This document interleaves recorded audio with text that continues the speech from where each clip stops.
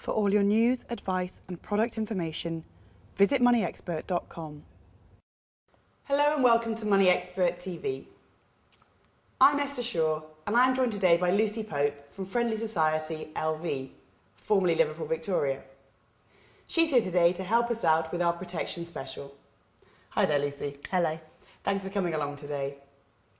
Now, coming up later in the programme, we'll be answering another of our viewer questions. And don't go away, because at the end of the show, it'll be competition time. Now, one of people's biggest fears is that they won't be able to pay their mortgage or other financial commitments if for some reason they get ill, or they get injured, or they're made redundant. And these fears are even more heightened in the current economic climate with all the uncertainty that's going on at the moment. Now, the good news is there are some simple steps that you can take to protect yourself. Can you just talk us through these a little bit, Lucy? Where do you begin?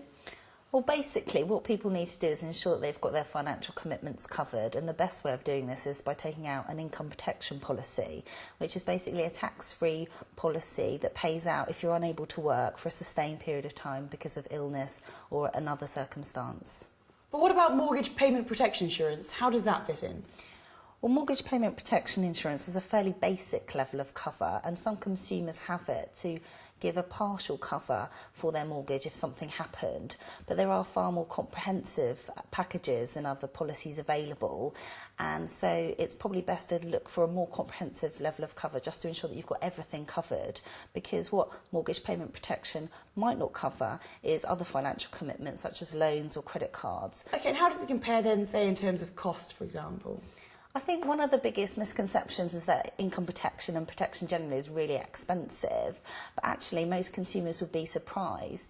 A 30-year-old woman who's a non-smoker and has a mortgage repayment of about £800 a month, to enable her to protect that, it will only cost her about £19.50 a month, and that means that she'll be covered if the worst should happen and she's not able to work. And what about other products then? What other protection things should you be looking at taking out?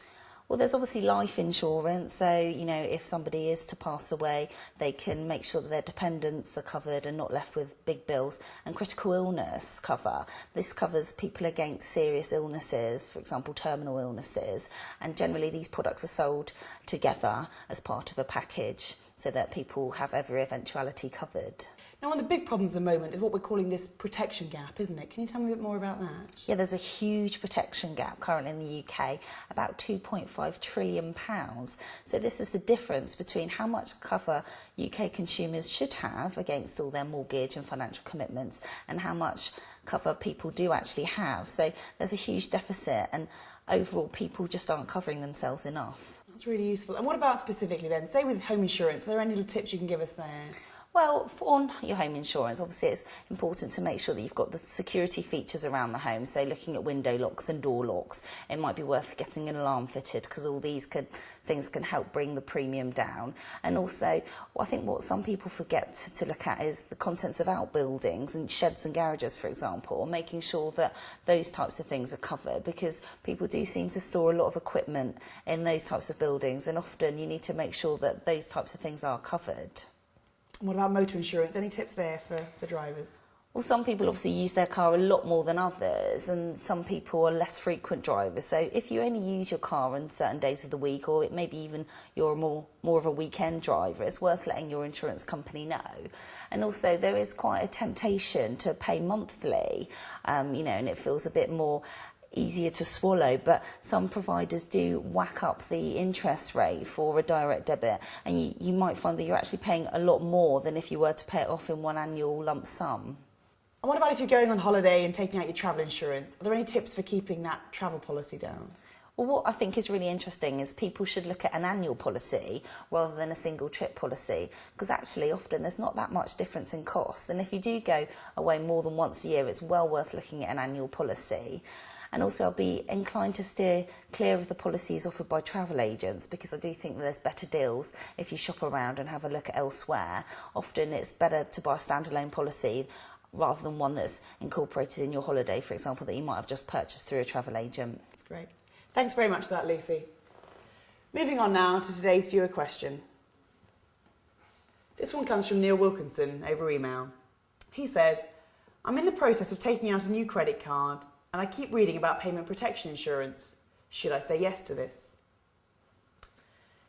Now, payment protection insurance is designed to cover you if, say, you get ill or you lose your job or you have an accident, you can't work, and therefore you can't keep up the payments on your credit card or your loan or your mortgage, say. Now, the problem is that it can often be quite overpriced, occasionally missold, and it can also be filled with exclusions, so you do have to proceed with care. Now, if you do decide that it's the right thing for you, don't be tempted to automatically go for the cover offered by your lender or your car provider or your loan provider.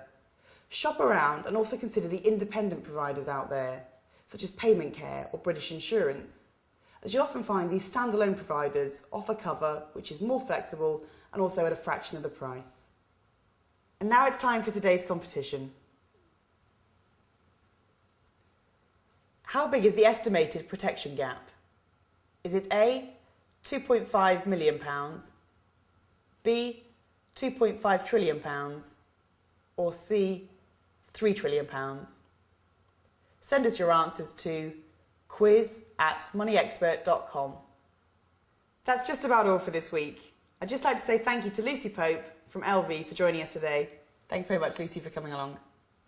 And just to say, please keep on sending us your viewer questions to viewerquestion@moneyexpert.com. Join us again next week. Bye for now.